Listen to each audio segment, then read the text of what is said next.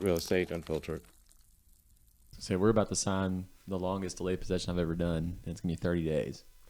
I've never So are done you one guys that doing a long. lease back, or are they just letting them live there with? Out of the goodness of their heart. They're just cool with it. They're just gonna let them live there. And then is there a penalty if they stay later than 30 days? Did you do a delayed possession addendum? I haven't seen. I have the seller, so I'm going to be receiving from the buyer's agent, right? Okay. So I haven't seen the exact terms yet. I just know. And I think it's important. My people are like, yeah, it's cool. Yeah, and it's great to have sellers that are flexible like that.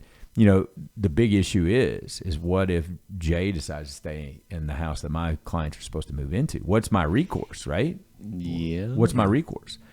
We've had incidents in the office where, we put it in an addendum that states that any day you're over the day that you're supposed to be out, it's $500 a day, right? That'll motivate you to get your ass out of there. Yeah. So, 100%. the thing that scares me about early possession is you're moving things in and potentially even moving yourself in before you close. Right. And Yeah. he needed to close his property to close a new one, right? So he needed the proceeds from his house to make that work. So had that fallen through something. And he probably needed space for his furniture, and he probably needed space for all that stuff. Mm-hmm.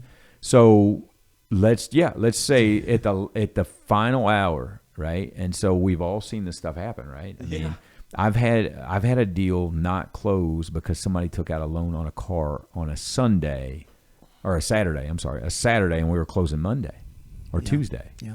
And just so run this scenario through your head, and this is a scary part about FSBOs, or not just FSBO. I don't want to say it like it's a dirty word, right? But this is if you're unrepresented, right? And your guy could have had the best intentions in the world. He can't control what happens on the other side with the sale of his house, and it falls through because of financing, right? You're back on the market with the house that you had listed in J-Town, and then you got to go through the whole sales cycle. That is vacant now because he's moved everything out. Yeah, and you got to go through the whole sales cycle again, right? And with no written agreement, there is no ramification for anything that just happened. Here's the other thing. Let's say Jay's guy moves his stuff in and he moves into this house, right? Mm-hmm. His supposed dream house. And when he looked at it, he didn't realize that the railroad tracks were 500 yards from the house. And then the first night he spends there, the train goes by and wakes his daughter up. Mm-hmm. And now for 30 years, you got to live here. Mm-hmm.